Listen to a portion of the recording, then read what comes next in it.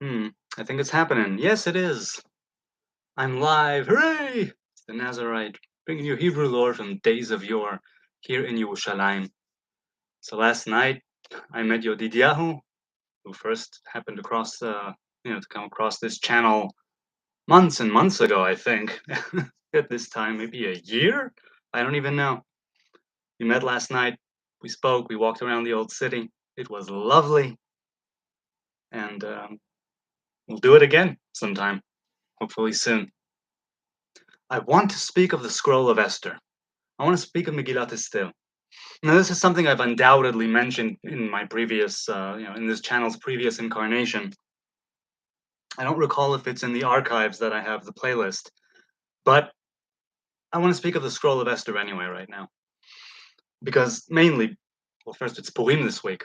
Second, I'm reading it for the first time out of an actual scroll. I've read it with the book. I know the melody or knew the melody more or less. Now I know it more, because I'm going to read for the first time out of the actual scroll and not out of a book.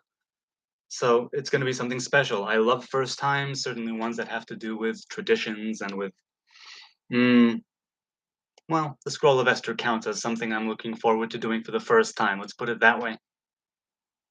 The melody is kind of serious and sad at times, but also has a festive tint to it. Also, there are different editions that are not in the original nigun, in the original trup, the melody of the Scroll of Esther. It has a unique what's it called? Cantorial chant, Ta'amim. I love Purim. I love that message. So to read it for the first time like that. Now, God's name. God's name is famously absent from the Scroll of Esther. In Hebrew, Hester means hiding or something which is hidden, and Esther is the name of Hadassah, the queen, right? Queen Esther, her Hebrew name is Hadassah. God's name is not there. There's only one other book in the Bible, the Hebrew Bible, right, where God's name doesn't appear, and that's the Song of Songs. Two very different books. I think God's name doesn't appear as such for different reasons, but they both occupy the same volume of the Tanakh, the Ketuvim, the writings, that portion of the Hebrew Bible. So it seems that God is not there, even though there's every opening, let's say, to insert divine intervention in there, be it with the name, or be it with something happening, or be it with there is the people of Shushan and everybody calling out, right? There is that the fast and the sackcloth and the repentance, and there's a lot of places where God would have fit in there perfectly, but he's not there. He is absent. There are Kabbalists who say and who explain, and Midrash and things, on how God is there behind the scenes, let's say, right? But Mordechai only alludes to some divine intervention when he says to Queen Esther, "Don't think for a second that you're going to get away scot-free if this goes down. If you decide not to go to the king and to plead our case, to have him, to have him, what would it be, annul or whatever it is, right? To cancel that order that he gave with the ring, then the Jews would be saved from a different source, from a different place, mimakom acher. And your house and right, your father's house, you and your father's house, he tells Queen Esther, will perish. The Hebrew people will continue, but you have a chance now to make something happen for all of us, and not just now, but going way, way into the future. So even though it seems things work themselves out without God or without God's name, without the revelation of God, let's say, there is definitely something there which has to do with divinity, with the way that it is hidden, with the way that, let's put it this way, when Queen Esther sent to the people here in Eretz Israel, to the sages, I want you to put this book in the canon. I want you to make this holiday for generations. And the book that goes along with it in the compilation you're putting together, the Tanakh, I want you to put it in there. And at first they said, no, that would be sort of provoking the nations. And she said, well, I'm already written in the annals of Persia, right? It happened in a foreign state. I'm already written in their history books, so to speak. And I said something along the lines of, right, okay, so they did it. Purim. Now, that exchange in the Talmud in Masechet Megillah is not one that I delved deeply into. But I've always seen it as something a little different, even though there it's spoken of as a very natural rebuttal. What do you mean? You'll get everybody will be, everybody will think that we are rejoicing when they fall. You don't want that. And then she was like, I'm already written there. And I think that goes to mean that Purim, as a holiday where the Hebrew people, the Jews of Shushan and the surrounding areas, the Persian Empire, reaccepted the covenant seemingly without divine intervention. It was just them doing their thing, fasting and calling out. It was them understanding that something needs to take place now to sustain them. And not just here, not just today, not just tomorrow, but going way into the future. There needs to be a reaffirming of the covenant. There needs to be a retaking of those old oaths, but now without a mountain, without the horn that grows ever stronger, without the mist and the smoke and the fire and God's booming voice that no being can withstand. No, God's name is not even mentioned. It's in the individual, it's in the nation, it's in the people. Esther, her rebuttal was, I'm already in the annals of Persia. This is already happening. Whether you put me into the Bible or not, this happened.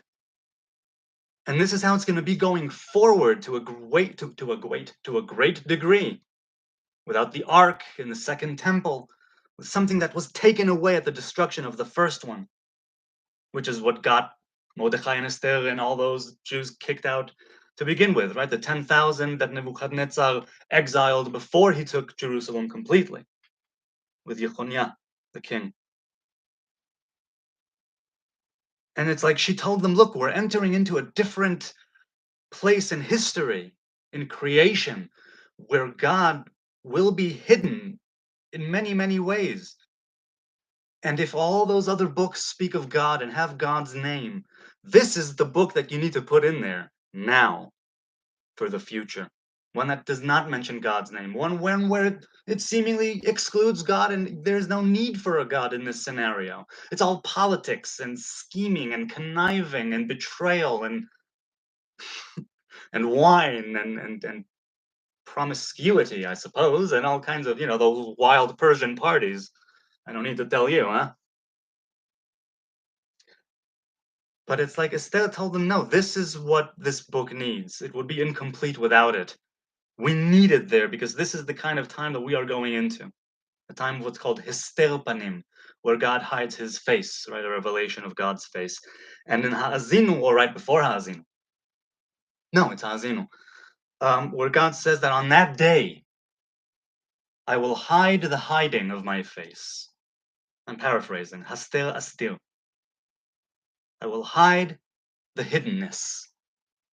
Because there is when something is lost and you are looking for it, it's hidden from you, but you know you're looking for it. And then there is something that is hiding from the hiddenness, or the hiddenness of hiding, which is that you don't even know what it is you're supposed to be looking for. So you don't even know that it's hidden. That's the type of reality I think that Esther, the Hester, the covering up, the hiddenness of it all, that's what it's sort of alluding to this time and place, where seemingly God's name is not among us in the same way. The revelation of God is not among us in the same way. And in many, many other ways it is. And it depends on the individual. For us as Hebrew people, it depends on the nation. Right? For those who are Hebrew. I know many people who aren't might watch this. I wonder if I got through everything. I had a couple of points here. Oh, Purim, that's the one point I didn't speak of. Purim is said that it's said in the Midrash that during the Messianic age, or after the Messianic age, however you want to look at it, all of the other holidays will be sort of void. They will sort of fall away. The only holiday which will stick is Purim. So when I said earlier, right, going way, way forward into the future, I meant nowadays. And I meant going into the future even after Messiah. His nature is as king, be it whatever it is, a Messiah, the Messiah. All of the holidays will sort of fall away in the natural process, and Purim will stick around. Esther and Mordechai, towards the end of the scroll, they repeat a few times that the Jews, kiblu haYehudim v'kiblu, to accept and to put into practice, to accept and to execute, to accept it and to do it. There's this hearkening back to Naaseh v'nishma, kiyimu v'kiblu.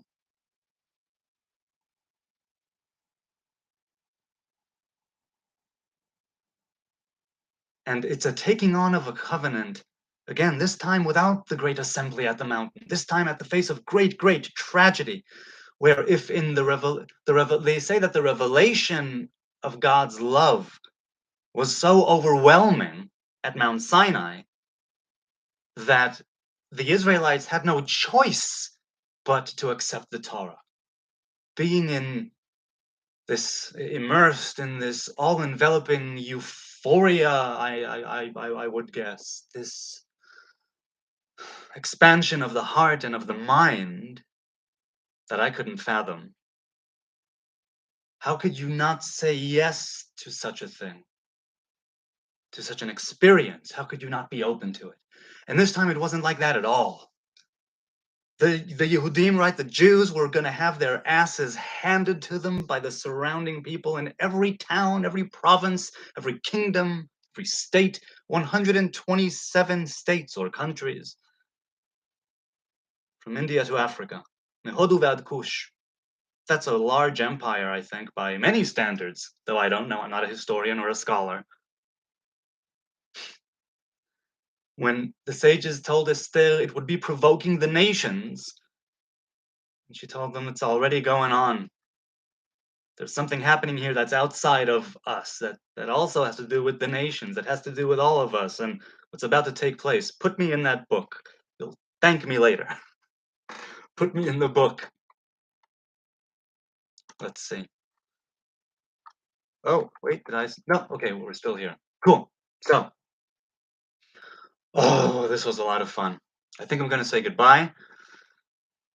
Yes, I'm going to say goodbye. Thank you for people who joined me. Hello, 4 people watching. Hey, Robert, shalom, shalom. Hello to you. It's good to see you here. I still haven't read through that verse from Chronicles 2 that you mentioned. I haven't gotten to it. And I also haven't forgotten about the parable video that I would like to do. All in good time. Hey, don't think I'm leading you on. I hope I'm not leading you on. Thank you all. I hope you have a wonderful day, a wonderful night, wherever you are. Wednesday, I hope to see you for a broadcast. It is a fast day, so I will probably be talking about the nature of fasting, as I tend to do on fast days, or at least as I perceive it, or maybe about this specific fast having to do with Esther. I don't know. Time will tell. Until then, thank you. I appreciate your time and your kind attention. Those watching now, those watching later, I appreciate it. I don't take it for granted. It's not a small thing that you take time out of your day to engage, to view, to participate in the stream or watch it later.